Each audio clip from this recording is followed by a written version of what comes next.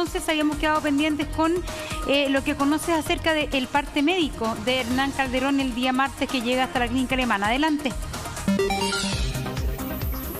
El parte médico, ¿por qué? Porque ahí la misma Maca, el exfiscal, nos puede ayudar también con esta información, porque se divide en tres partes. Primero, precisamente lo que tiene que ver con las heridas, ¿no? Que en este caso tuvo Hernán Calderón papá luego de este altercado con su hijo. A esto, y ahí es donde él dice que tuvo heridas en la mano derecha gravemente lesionadas, heridas profundas en la mano izquierda con sección tendínea. Pero luego vienen estas fotografías, que eran las que hablábamos el día viernes, a las cuales nosotros, por supuesto, no mostramos, y que tiene que ver con fotografías del daño o de los cortes, ¿no?, que le habría realizado justamente Hernán Calderón Argandoña. Pero ahora también viene una encuesta que se hace. Y esta encuesta yo creo que es fundamental quizás para ir pimponeando justamente con los detalles de la querella, Monse, Julio, porque justamente preguntan, esta es una encuesta donde se responde sí o no. Dice, frecuencia del maltrato. Dice, es la segunda vez que habría ocurrido. ¿Existen armas de fuego en el hogar del denunciado? Sí. Siguiente pregunta. ¿Vive con el denunciado? No. ¿Tiene temor de volver a su casa? Hoy sí. Y luego de eso vienen situaciones o antecedentes históricos. Tiempo de ocurrencia de la violencia, 2 meses. Esto un poco se complementa con lo que apareció en el Mercurio. Usted, en este caso la víctima, ¿ha sido amenazado de muerte por parte del agresor? Sí. ¿Le ha amenazado con armas de fuego o arma blanca con anterioridad? Sí. ¿El agresor maltrata o ha maltratado a algún integrante de la familia? Sí. Y la pregunta es, ¿a quién maltrata? Y aquí, en esta información, da el nombre de Patricia, que entiendo, tengo el apellido, no sé si darlo también al aire, me imagino que también por protegerla porque no debe ser conocida, pero tengo entendido que es la actual pareja, de Hernán Calderón, quien estuvo presente precisamente en el momento cuando ocurre este altercado con su padre. Sí, Juan Pablo, es precisamente la pareja actual del padre, la persona que tú nombras. Patricia, ¿no? Patricia, sí, el apellido lo tenemos, tú sabes, me imagino, sí, a quién se refiere. Porque aquí en la querella sale nombrada muchas veces Patricia. En la querella está ahí sindicada en el relato y salen varias oportunidades. En lo principal dice querella criminal por el delito que indica. Primero, otro sí, solicita diligencias que indica. Segundo, otro sí, acompaña documento. Tercero, otro sí, patrocinio y poder. Ahí están todos los datos personales de cada una de las partes. También el dato personal de los testigos, de la señora Laura, que es la asesora del hogar, y de la señora Patricia, que es la pareja, que son los testigos.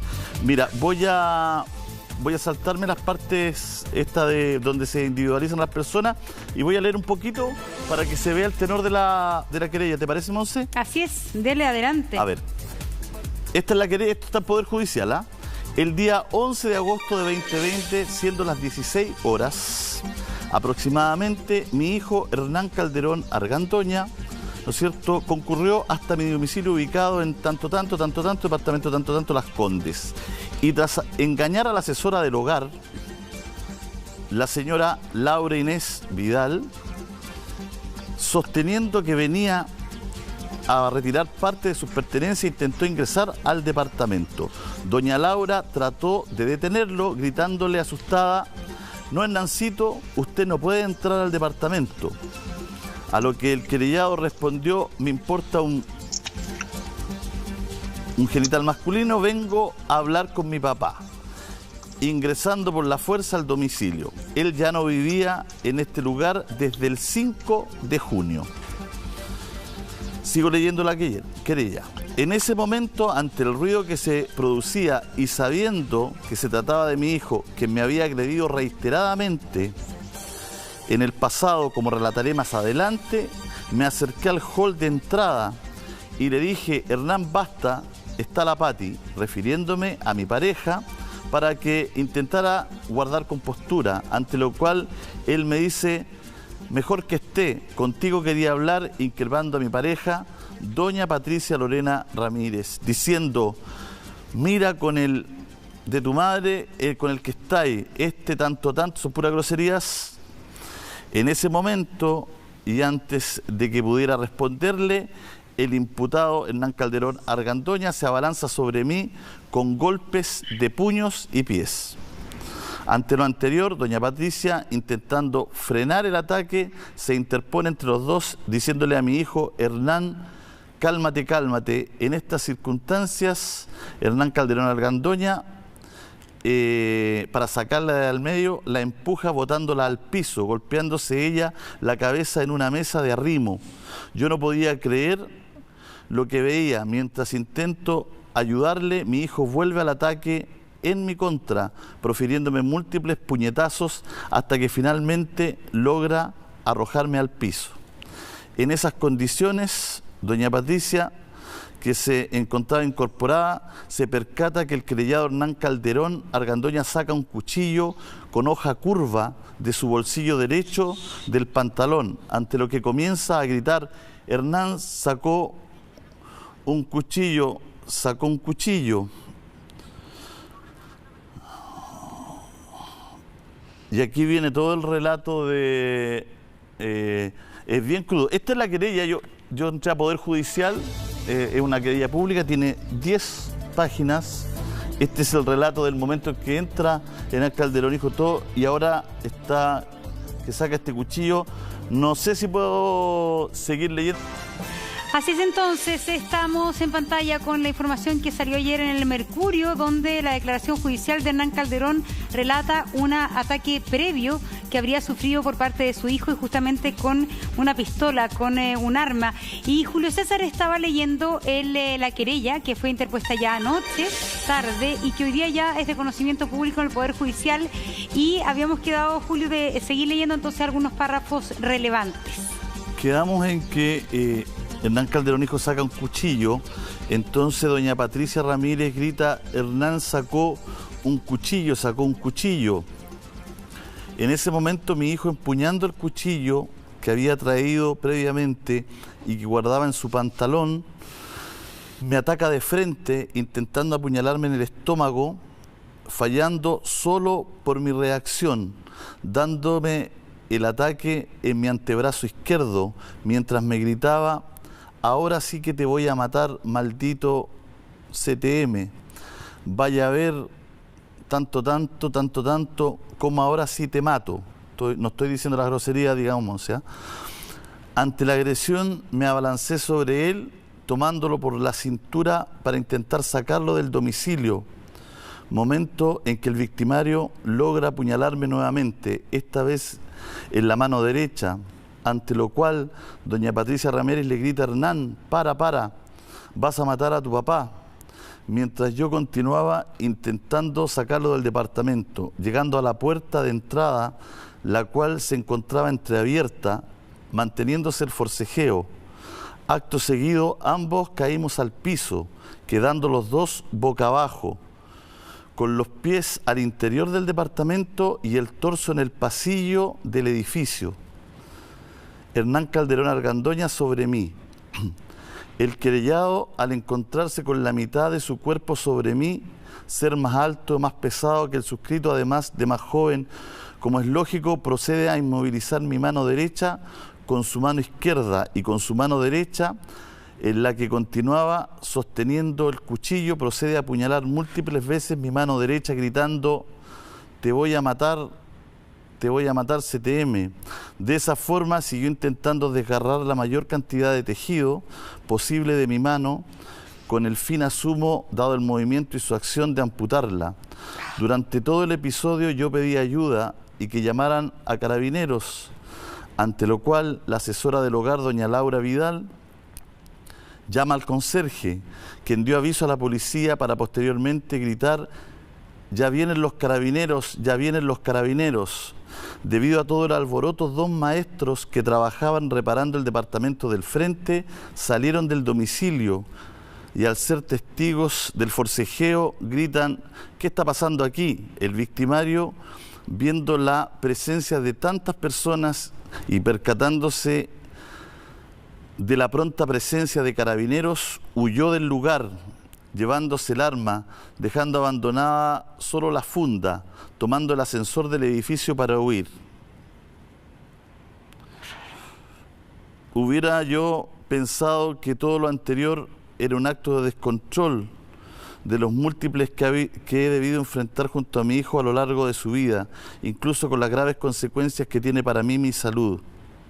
Pero en este punto me percaté con el paso de los días que en mi domicilio había un bolso que pensé que le había quedado a algún funcionario policial. Tras llamar mi hija a los funcionarios que habían asistido y percatándonos que no era de ninguno, revisamos el misterioso bolso para ver si existía algún dato de su propietario. En ese momento encontramos 2 frascos nuevos de líquido de freno y un martillo, todos nuevos, y las sospechas fueron evidentes.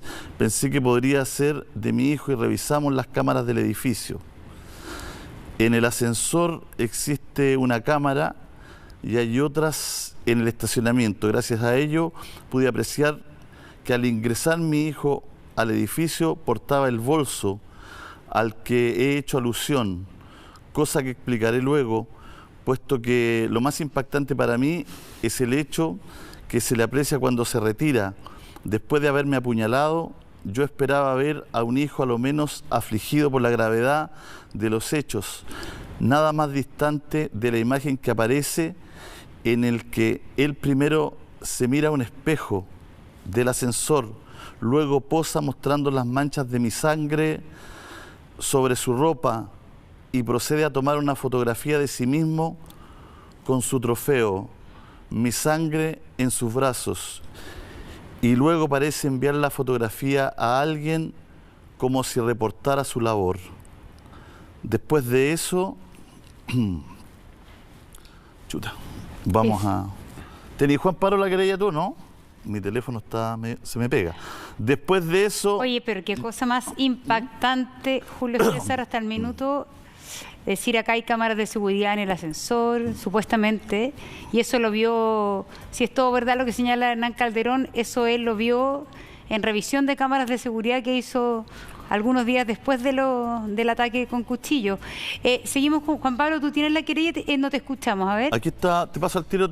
Sigues tú, Julio, dale. Te doy al tiro el pase, Juan Pablo, para que tú sigas leyendo, ¿ya? Está sin audio, Juan Pablo. Bueno, al parecer aquí lo que él descubre, lo que dice es que se saca una selfie con la sangre en su polera. Y luego parece enviar la fotografía a alguien como si reportara su labor. Después de eso, ya con el espíritu en el suelo, seguí viendo las imágenes para descubrir que no huía de sus actos, sino como si bailara o festejara, se sube a su auto y se retira. Del cotejo de las imágenes pude apreciar que antes de subir a atacarme se había dado el tiempo y la maña para con otro envase de líquido de frenos destruir la pintura y otras superficies de mi vehículo, marca tanto. Los actos de ese día no tuvieron nunca un carácter casual. Considero que fue absolutamente planificado y de no ser por la presencia de todos los que me salvaron la vida, no podría estar dirigiendo estas palabras. Desgraciadamente este hecho no fue sino el último de una larga serie de actos atentatorios en contra de mi persona y de muchos otros. El 5 de julio del 2020, de junio del 2020, siendo las 17 horas aproximadamente, cuando aún vivía en mi domicilio, se dirigió hacia mi dormitorio mientras yo tomaba un baño de tina.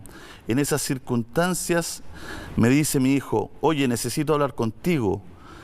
A lo que le pedí me dejara terminar el baño, respondiendo el imputado: no, weón, tengo que hablar contigo ahora. Haciendo ingreso el querellado al baño del dormitorio, enfrentándome en esa condición, se encontraba, como otras veces, en un evidente estado de descontrol. Me grita: ¿te estáis joteando a mi polola? ¿Qué mierda le dijiste el otro día en el ascensor?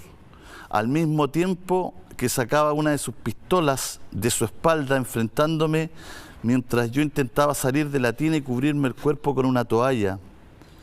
El querellado, arma de fuego en mano, me grita: te voy a matar, tal por cual, maldito CTM, te voy a matar. A lo que le respondí: tú estás loco, soy tu padre. tengo 67 años y tu mujer tiene 21 años, ¿cómo piensas eso? Estás cagado de la cabeza. En esas circunstancias me miró fijamente a los ojos, con el rostro desfigurado, que ya en tantas ocasiones me había tocado presenciar, apuntando la boca del arma hacia mi pecho, diciendo, vaya a ver, tal por cual, ahora te voy a matar. A lo que, ya asumiendo su locura y la inevitable de la situación, respondí, ¿sabes qué más? Dispara nomás, tal por cual, entendiendo que estaba absolutamente fuera de sí y que no pensaría en lo absurdo de su conducta. Me acerqué a mi hijo. Él presionó fuertemente su arma contra mi pecho y gritó, te voy a pegar el balazo, te voy a pegar el balazo. Esto va a ser una... ¡Oh, qué cosa más terrible! Miró hacia el interior de la pieza, luego nuevamente a mí, con actitud de apretar el gatillo, alistándose a disparar, y en el último momento giró el arma hacia la izquierda, jalando el gatillo, impactando el disparo en el espejo del velador del dormitorio. Conozco a mi hijo, lo he visto en diversas facetas de su vida, jamás pensé que pudiera ser algo como lo que he narrado. De estos hechos no quise hacer denuncia por no perjudicar a mi hijo y su carrera. Hoy me doy cuenta que debí accionar inmediatamente. Pese a que tenía todas las evidencias físicas e incluso testigos, dado que se encontraba en el departamento de mi asesora del hogar, quien escuchó todo lo relatado y pensó que mi hijo me había asesinado. ¿JP la tenía ahí? Sí, la tengo, Julio. ¿JP? Que no está muteado. Ahí está. ¿Me escuchan ahí o no? Sí. ¿Me escuchan ahí? Un poco lo que relata luego este documento, ¿no? Tiene que ver con un dinero que le pide Hernán Calderón Argandoña a su papá. Dice, en estas circunstancias, Hernán Calderón Argandoña comenzó a alejarse diciendo, te voy a matar igual, pero en realidad antes tenéis que devolverme la plata, tenéis que depositarme la plata. Que él, justamente dice aquí el texto, atribuía a algunos eventos automovilísticos, a lo que yo respondí, dice Hernán Calderón, pero si no tengo idea cuánto es tu plata, contestando el querellado, 11.100.000 pesos, saliendo de mi habitación hacia su propio dormitorio. Por otro lado, doña Laura Vidal, que había regresado al departamento y había escuchado todo el alboroto en la habitación, entra a mi dormitorio asustada diciendo, jefe, pensé que estaba muerto. De pronto el querellado le grita, Laura, prepárame un bolso con la ropa que me voy, procediendo esta a armarle un bolso con sus pertenencias. Luego de eso, Julio, sigue el tema del dinero.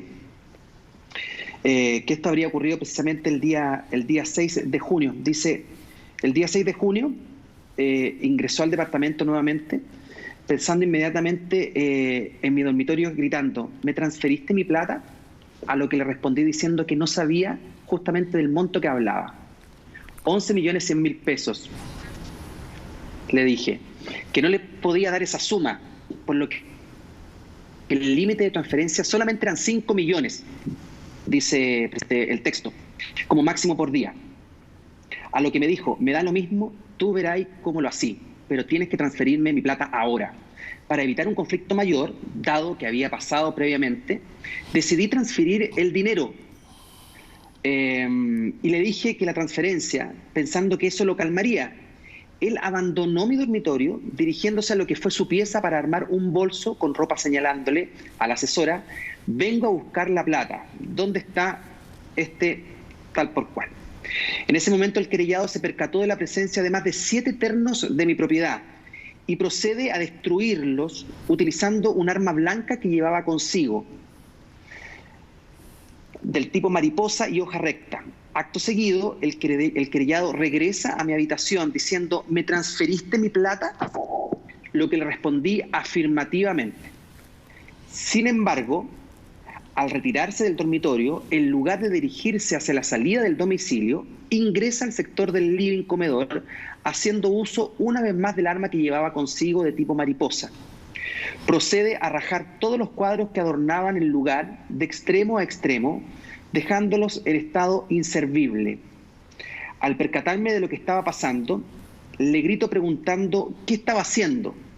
Le dije, ¿estás loco? ¿Qué te pasa? A lo que el imputado responde, ¿qué me venía a tratar así, viejo tal por cual?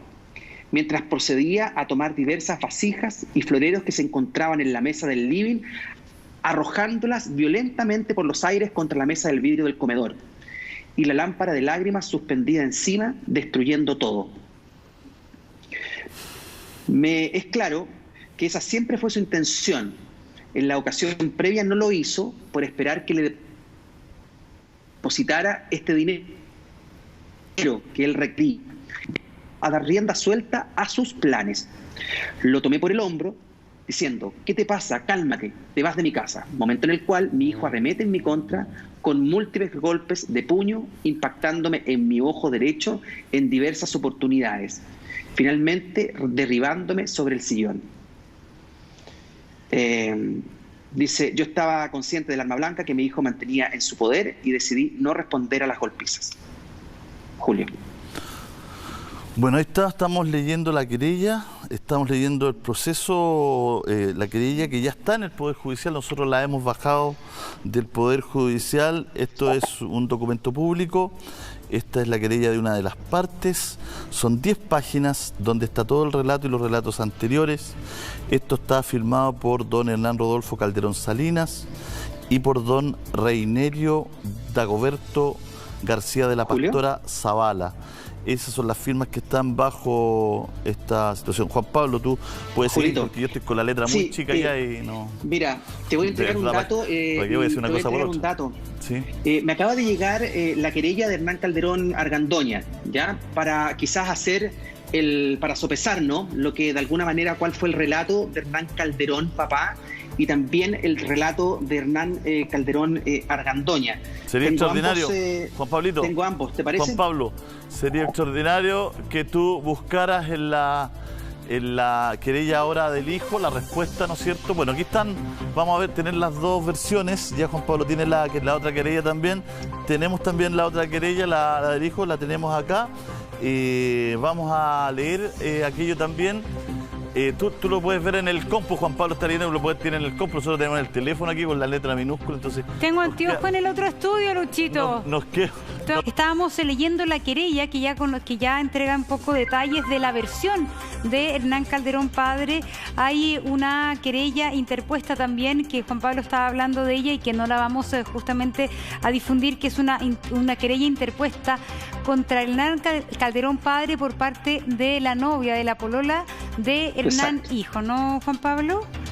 Así es, ese es la querella que en estos momentos ya se ha filtrado justamente a los distintos medios de comunicación. Es una querella precisamente que tiene que ver un poco con lo que habría pasado en el interior del hogar entre Hernán Calderón y la polola, ¿no?, de Hernán Calderón Argandoña desde septiembre del año 2019. Eso es un poco lo que explica este documento, evidentemente con el objetivo de resguardar a la persona, ¿no?, en este caso a la polola de Hernán Calderón Argandoña, por proteger a la víctima en este caso, pero sería una querella por el delito justamente de abuso.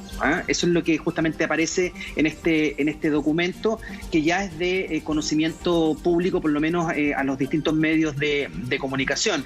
Un poco ahí se contrapone un poco con lo que se había hablado en un principio, Julio, y lo que tiene que ver con respecto al texto que leímos de Hernán Calderón papá, ¿no?, de que Hernán Calderón hijo llega a la casa asumiendo, ¿no?, de que el papá había tenido algún tipo, ¿no?, de insinuaciones quizás con su polola, y aquí justamente es lo que se explica un poco el contexto.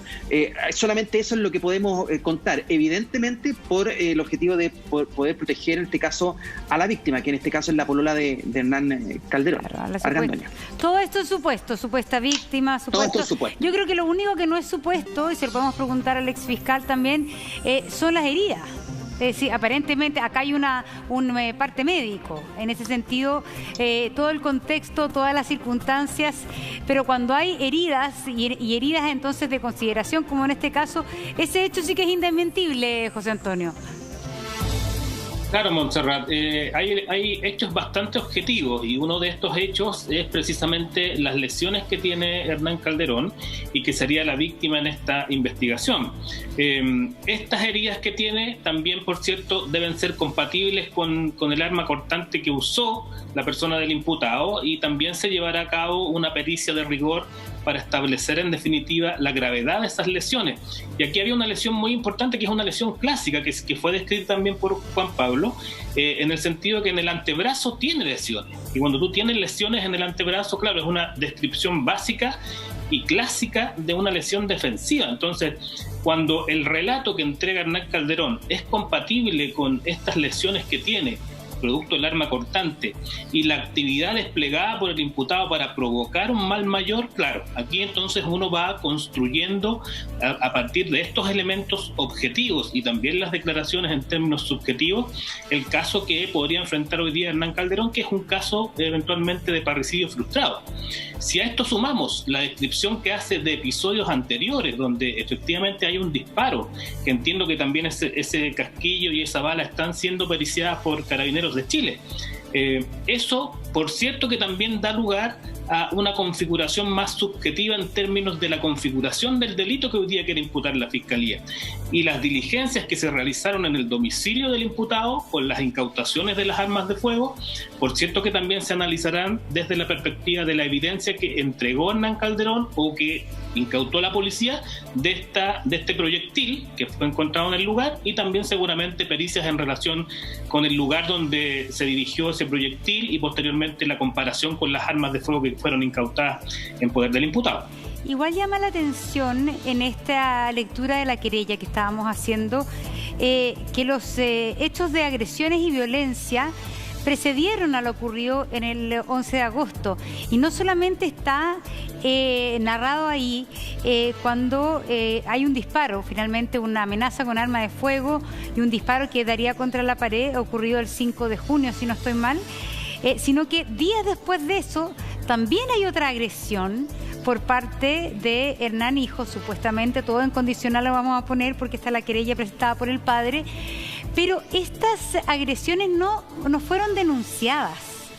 No fueron denunciadas y hay mil razones que vaya uno a saber por lo difícil que es, porque es de un hijo a un padre, pero acá hubo un intento de ataque con arma, un disparo, y luego otra agresión, donde también hay agresión física, se rompen cosas del departamento.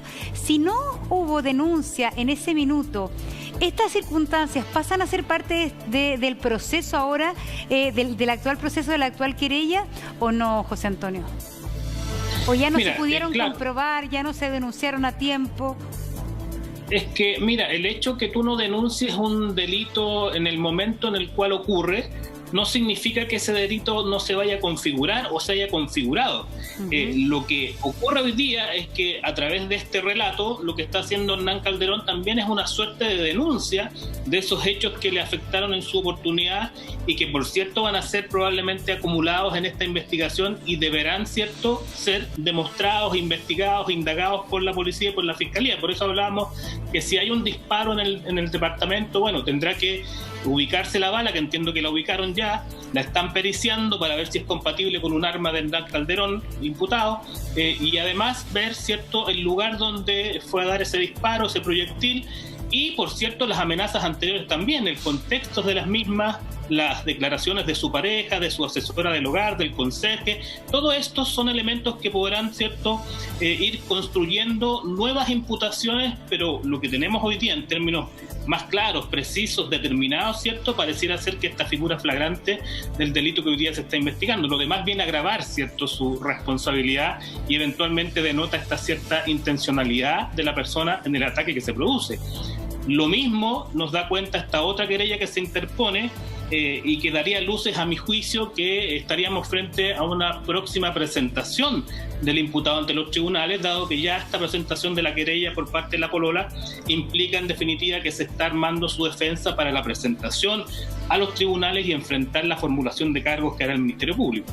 Claro. Igual una de las cosas que llama la atención también es cuando el padre Hernán Calderón describe las dos agresiones anteriores. Claro, uno pudiese pensar que aquí como padre uno puede entender que no haya una denuncia a la policía o algo así, pero yo no sé si hay antecedentes, o JP tú lo tienes, de algo que tenga que ver también. Yo creo que acá hay un problema, no sé si solo familiar, también hay un problema psiquiátrico. Si hay algún antecedente de, no sé, de algún tipo de tratamiento psiquiátrico que recibiera Hernán Calderón, porque yo creo que escuché un Twitter o algo de que el Calderón donde decía, a mi hermano hay que internarlo, lo decía hace un tiempo atrás.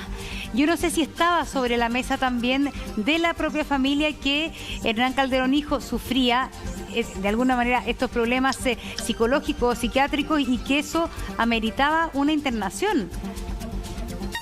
Yo solo desconozco, Monse. Ahí lo que sí, la situación familiar al parecer era bastante compleja. En algún minuto, ¿verdad? Se habló, ¿no? Que la propia Raquel incluso publicó hace algún tiempo, ¿no? Que para ella lo más importante siempre han sido sus hijos, ¿no? En este caso, Hernán Calderón Argandoña y también Raquel Calderón. Al parecer este conflicto familiar ocurre precisamente desde, según también aparece en la misma querella, a partir ya de inicios de este año 2020, en donde comienzan justamente estas discusiones, por lo menos ahí en el interior del departamento, entre Hernán Calderón papá, Hernán Calderón hijo, y también esta polola, ¿no? de Hernán Calderón Argandoña. Es ahí en donde ya se empieza a generar este problema, y también se habla de este dinero, ¿no? Que le pediría y que le pide supuestamente Hernán Calderón Argandoña a su padre, que le haga el depósito de estos cerca de 11.100.000 pesos, depósito que finalmente él le hace. Y que decide también después, con el tiempo, irse al departamento de soltero, ¿no? Que justamente tenía Hernán Calderón Argandoña. Dígame. Juan Pablo, pero antes de ir al corte hablamos de una querella de Hernán Calderón, pero la querella es de la polola de Hernán Calderón, ¿no? Exacto. Porque es la pareja de Hernán Calderón hijo quien presenta esta querella contra Hernán Calderón padre por delito de abuso sexual reiterado. Esa es la acción judicial. Fue interpuesta en el 4º juzgado de garantía de Santiago por la joven. El libelo también apunta contra todos quienes resulten responsables en calidad de cómplices o encubridores. Bueno, aquí la situación es que hoy día Rebeca Naranjo presentó una querella por el delito de abuso sexual reiterado en contra del abogado y todos los que resulten responsables. La acción judicial fue interpuesta en el tanto garantía. Esto lo estoy leyendo de un diario, está publicado en Publimetro, para que darle los créditos a Cecilia Gutiérrez. Esto está publicado en el diario Publimetro. Si usted entra a publimetro.cl puede leer este reportaje. Yo estoy leyendo el reportaje Publimetro de Cecilia Gutiérrez. Lo subió a las 11:19. Por eso creo que es importante tener la contraparte de lo que está pasando. La acción judicial fue interpuesta en el 4º juzgado de garantía de Santiago, donde se encuentra radicada la causa que fue decretada en reserva. Ojo con eso. De acuerdo al escrito, a fines de septiembre del 2019, junto a mi pareja, Hernán Calderón Argandoña, nos fuimos a vivir al departamento de su padre, aludiendo ahí. Y lo demás creo que ya no se puede leer. Así es que esto está publicado en Publimetro. Esta es la información de las 11:19 que sube la periodista Cecilia Gutiérrez, que es la editora además de esa sección, y en el cual la polola de Hernán Calderón hijo presenta esta querella. Así estamos, Monse, así está la cosa. Así es. A ver, estábamos también analizando la querella que presentó Hernán Calderón padre, donde Juan Pablo la leía y podemos seguir también conociéndola.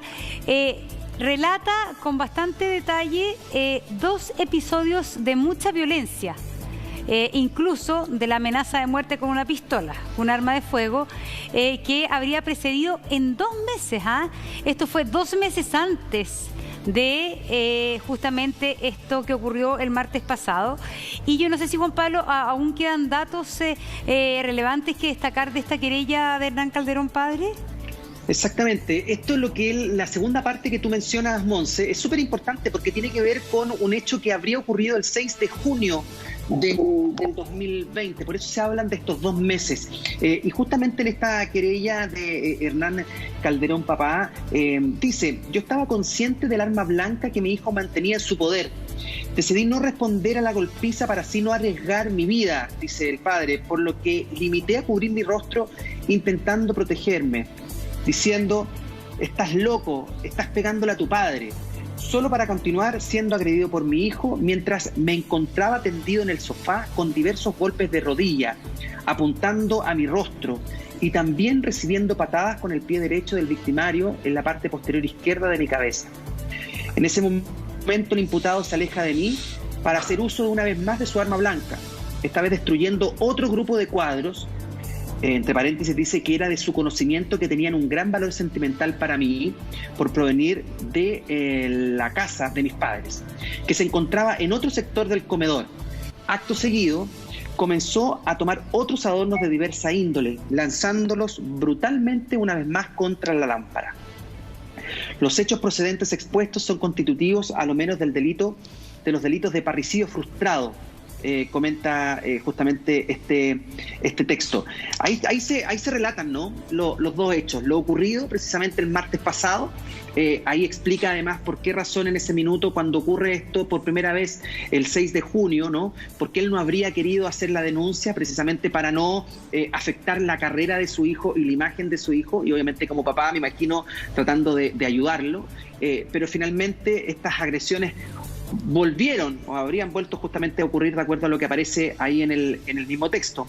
Y por otro lado, lo que menciona Julio y lo que acaba ya de aparecer, ¿no?, es esta querella que hace, ¿no?, la polola de Hernán Calderón Argandoña en contra de Hernán Calderón padre. Y ahí justamente relatan los hechos, ¿ah?, los hechos de cómo habrían ocurrido las cosas, y tiene mucho que ver, ¿no?, las fechas que aparecen en ese documento con las fechas que aparecen en el documento de la querella de Hernán Calderón hacia su hijo. ¿Por qué esta mujer habría decidido irse del departamento? Según lo que explica ahí en el propio texto. ¿Cómo se habría enterado Hernán Calderón Argandoña de esta situación, ¿no?, de este supuesto, hablemos de supuesto, ¿no?, abuso o acoso? Y también cómo habrían ocurrido los hechos una vez al interior del departamento, cuando le comenta a Hernán Calderón Argandoña lo que ella habría vivido al interior del departamento de Hernán Calderón padre.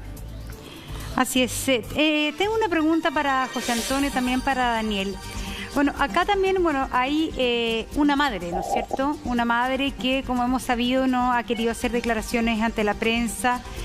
¿Qué pasa? Y un hijo que está con orden de detención y que no se ha presentado ante la justicia. Según lo que hemos visto en otros casos, los padres, madre o padre, tienen derecho a no delatar a sus hijos. Exactamente, tienen derecho a guardar silencio y a no declarar en contra de sus hijos. ¿Cómo funciona en este caso el rol y los derechos que tiene eventualmente la madre de un imputado, como en este caso Hernán Calderón hijo, José Antonio? Sí, Montse, como tú bien dices, existe hoy día una normativa en Chile que permite y da la facultad, en este caso a los padres, a la madre, a no declarar en perjuicio o en contra de alguno de sus hijos. En este caso en concreto, ella tiene el derecho a no declarar en perjuicio de su hijo respecto de cualquier hecho que pudiera imputársele. Es decir, la policía podría citarla a prestar declaración, pero se le tiene que hacer una advertencia que ella tiene el derecho a no declarar en perjuicio de su hijo. Y ella también puede renunciar a ese derecho y puede efectivamente declarar, o puede no hacerlo. Es un derecho que tienen todas las personas respecto de los parientes en general. Y también la figura de encubrimiento, también aquí hay una suerte de eximente, porque tampoco comete encubrimiento por el hecho de mantenerlo oculto, ¿cierto?, o tratar de ayudarlo en esta imputación que se le está haciendo. La madre en este caso no estaría cometiendo ningún ilícito al mantenerse con él quizás oculto, dado que la ley ampara esta figura, porque finalmente es algo bastante razonable, ¿no? Los padres pretenden ayudar a sus hijos en todas las circunstancias. Por lo tanto, hay una eximente de responsabilidad penal ahí también para estos casos precisos donde se permite que los padres, ¿cierto?, no declaren en contra de sus hijos. Y eso siempre es, si uno hace legislación comparada, eso existe en nuestra legislación y en general es un principio legal que rige en todos los órdenes legislativos, ¿o no? En términos generales sí, Montserrat, y el fundamento tiene que ver con estas relaciones de parentesco, ¿no? Porque las relaciones de parentesco uno tiene una tendencia a tratar de justificar, tratar de ayudar a la persona con la cual tú tienes un vínculo. Por lo tanto, es bastante natural esa conducta que tú puedas tener con la persona con la cual tienes un parentesco. Y, en consecuencia, lo que tienen estas personas efectivamente es un derecho a no inculpar, a no declarar en contra de su hijo para perjudicarlo posiblemente. Y en el caso de Hernán Calderón, padre, claro, lo que hablábamos anteriormente de estas no denuncias que se hicieron en su minuto por hechos que le afectaron también, tienen que ver con este razonamiento también, es decir, con no querer perjudicarlo en su momento con la carrera que él está estudiando, con no generar más inconvenientes ni procesos judiciales en contra de él, pero claro, hoy día nos encontramos con un hecho bastante más grave que los anteriores y que por ende él se querella, ¿cierto?, y da este relato bastante crudo de los hechos, que ya es la culminación de una serie de episodios que finalmente han llevado a la interposición de esta querella y que ha tenido un resultado bastante grave para él en términos de sus lesiones. ¿Monse? Sí, claro. Daniel, adelante. Sí, yo quiero agregar a las palabras del exfiscal de que estos estados de autor, cómplice, encubridor, en este caso encubridores, claro, efectivamente no corre para los parientes, en este caso la madre o padre, pero sí afecta a aquellas personas que actúan de forma posterior al delito. Y en este caso tenemos que tener en consideración de que hay un proceso de investigación que está orientado a ubicar a Nano Calderón para poder ponerlo a disposición de la justicia. Por lo tanto, aquí hay una red de apoyo que debería estar operando y que si no es del círculo inmediato familiar, ahí entra en una complicación y se hace parte del proceso. Esa es una situación. El tema que yo quería hacer presente también de que estas conductas, cuando no se denuncian, que se dan en el seno familiar y que están bajo la ley de violencia intrafamiliar, como es el caso que sucedió acá con el hecho de junio, que nadie tomó conocimiento, no se hizo ninguna denuncia, pasa a engrosar esa cifra de 123.000 casos que se han producido en Chile durante el año 2019, 123.000 casos de violencia intrafamiliar, y que lamentablemente, como no se conoce por parte del sistema, no se puede intervenir. Y hoy día estamos viviendo una situación que es extrema para una familia. Por lo tanto, podría también haberse actuado con anticipación si hubiese habido una denuncia. ¿Y por qué yo pongo este énfasis? Porque si se hubiese puesto esa denuncia, quizás podríamos haber requisado el armamento, que entre paréntesis, el armamento que se decomisó, y yo lo quiero aclarar aquí, según la información que yo manejo, es la pistola Glock y una escopeta de repetición. No hay un fusil, esa es la información que tengo yo. Son 2 armamentos de 4 que han sido decomisados y el resto está en proceso de investigación. Aquí hay una investigación que está siendo liderada por un comandante de Carabineros y que es bastante eficiente con la Fiscalía Oriente y por lo tanto es parte del proceso. Pero si nos centramos en la situación de la violencia intrafamiliar, creo que se cometió un error al no denunciar este hecho y las consecuencias tan graves que hoy día estamos viendo.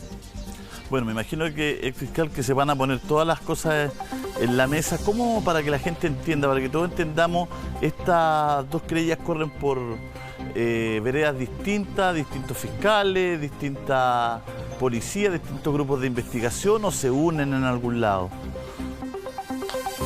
A ver, a mí me da la sensación, Julio, que esta es parte de la estrategia de la defensa de Hernán Calderón Jr., ¿cierto?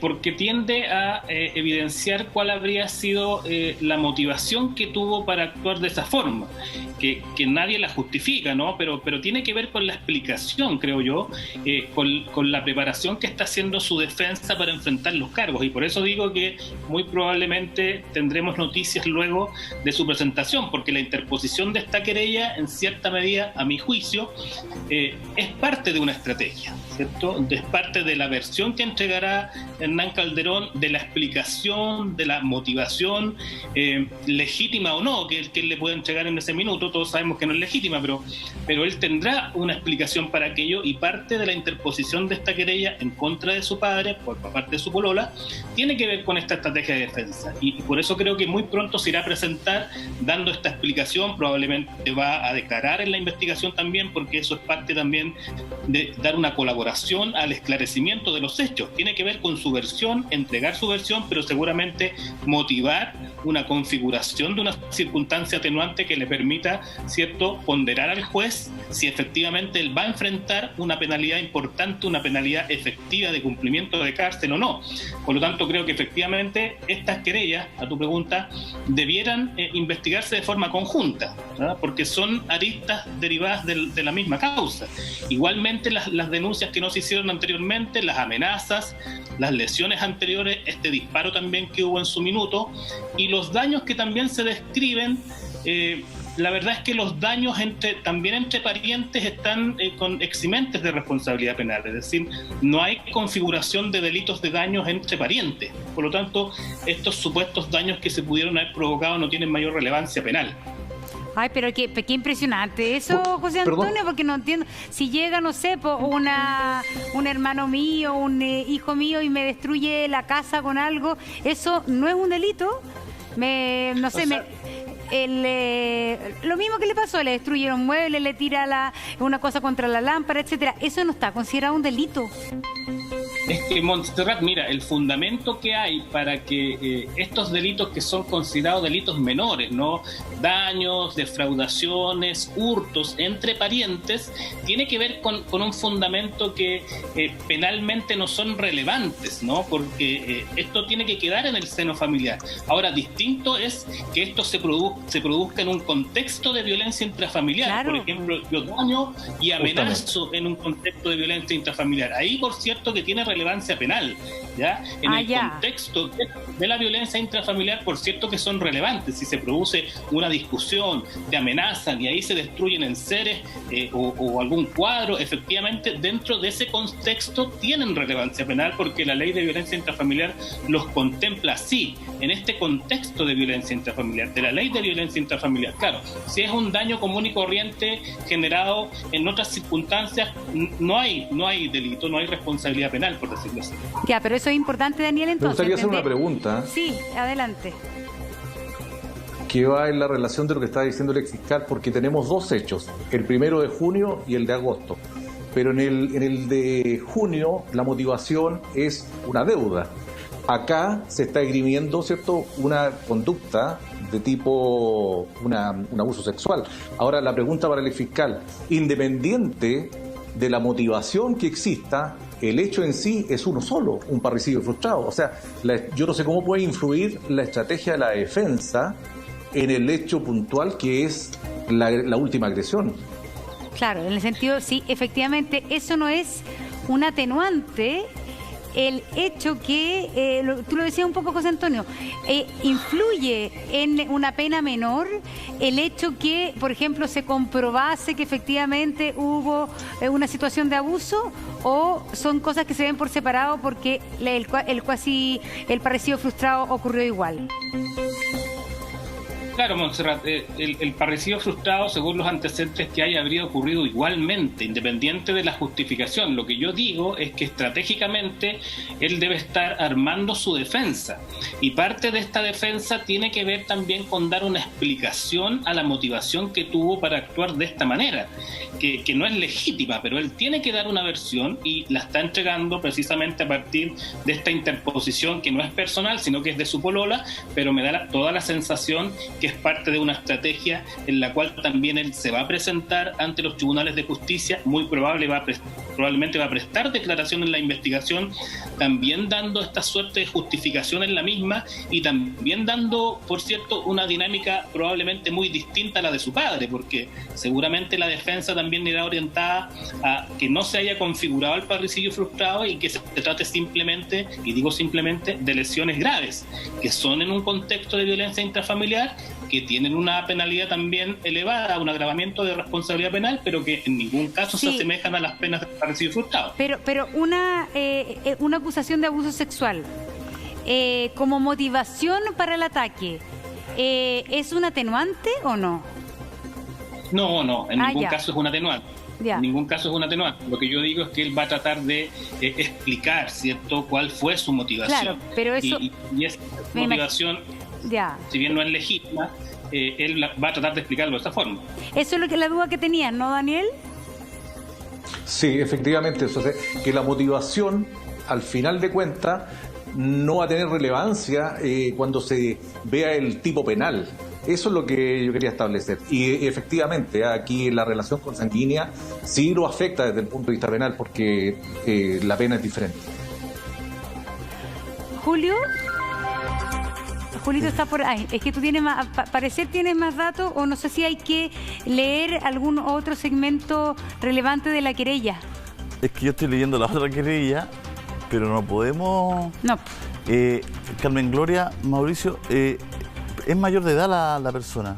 Pero igual. Igual, ya. No, preguntaba. No, claro. Preguntaba al CEO. Preguntamos, porque es un tema, es decir, cuando hay una querella, en este caso es por la querella, no estamos culpando a nadie. Pero como la querella es de abuso sexual, justamente hay un cuidado especial en resguardar a la víctima, claro. Y además está con reserva. No, mi afán y mi pregunta es por no tratar de ser parciales, por tratar de equilibrar la información. Entonces, claro, si la contraparte manda esta querella o tenemos esta querella y no la leemos, puede quedar un poquito desbalanceado que leemos una y no leemos la otra. Entonces damos la explicación por qué no leemos la otra, la querella que hay de la pareja o expareja, ya no sé, de Hernán Calderón Argandoña, que esta querella por abuso sexual reiterado, ¿no es cierto?, es porque tenemos editorialmente una norma que es no revictimizar, ¿no es cierto?, precisamente a esta persona, digamos, a esta señorita. Entonces, por esa razón no estamos leyendo, no es porque queramos cargarnos para un lado o para otro. Me interesa dejar eso claro, Monse. Así es, yo creo que era importante entonces transparentar esto que ocurría. A ver, acá hay un tema, es decir, en qué medida, y también le quería preguntar a Juan Pablo, que no sé si sigue conectado con nosotros, porque sí, acá hay una historia familiar que siempre se ha caracterizado por ser pública. Es decir, acá hay una historia familiar no solamente de personajes públicos, sino que también muchas veces sus conflictos y todo han sido parte de lo que se maneja públicamente por voluntad propia de los involucrados, es decir, que tiene que ver con sus relaciones familiares y todo.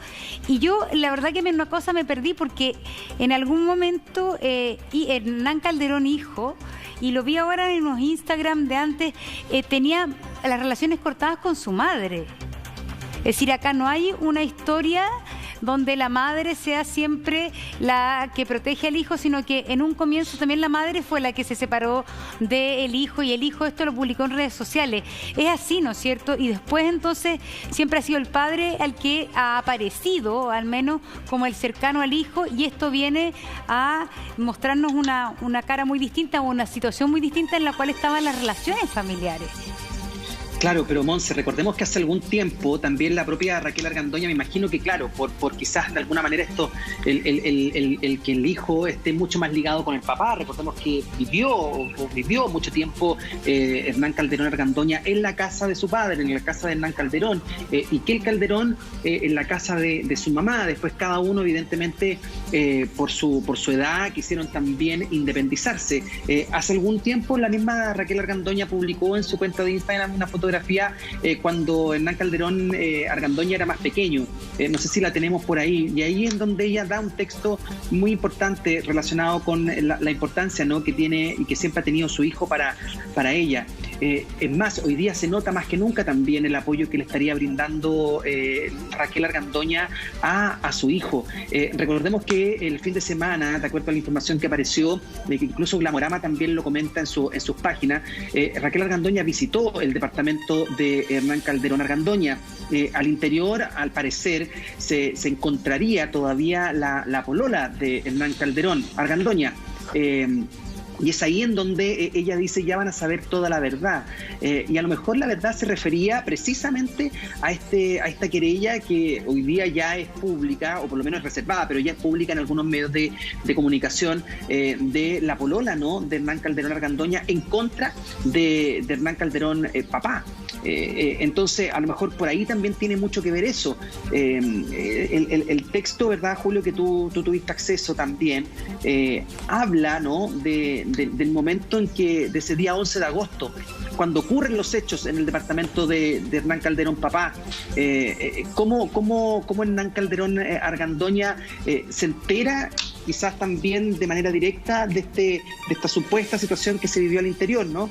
Que dice ahí que el martes 11 de agosto, esto lo estoy leyendo directamente de Publimetro, ¿no? El día martes 11 de agosto estábamos sentados en el living y Hernán Calderón Argandoña me pidió mi teléfono y yo se lo pasé, dice la polola. Unos segundos después, mi pareja recibe un llamado telefónico de Laura, que es la asesora del hogar de Hernán Calderón, y contesta y le dice, ya Laurita, voy para allá. En ese instante, Hernán Calderón Argandoña toma su celular y le toma una foto a mi teléfono, dice ella. Yo le pregunto qué hace, él no respondió, yo solo pude ver que observaba en mi celular que estaba abierta la conversación de WhatsApp con su padre. Él me entrega mi celular, me dice que nos vemos en un rato y se retira del departamento. Luego de esto, no sé nada de Hernán Calderón Argandoña hasta alrededor de las 18 horas de ese día, que tocan el timbre y al abrir me sorprendo al ver a 20 carabineros consultándome dónde estaba Hernán Calderón Argandoña. Yo les indico que él no estaba en el departamento, pero de todas formas permito que entren a revisar. Al pedir una explicación de lo que estaba ocurriendo, me indican que lo estaban buscando por un incidente de violencia intrafamiliar en que supuestamente le habría ocasionado lesiones a su padre. Una vez se retiraron los funcionarios policiales del departamento, intenté contactarme con Hernán Calderón Argandoña para saber qué había pasado, sin poder lograr comunicarme con él. Ese es parte del extracto, lo estoy leyendo directamente de Publimetro, de lo que aparece, ¿no?, dentro de todas las cosas, Julio, Monse, que aparecen dentro de esta querella. Así es, Juan Pablo, entonces, pendientes, hay nuevos antecedentes. Vamos a ir a la pausa comercial. Gracias, JP, por haber estado con nosotros esta mañana. Vamos a la pausa, regresamos de inmediato.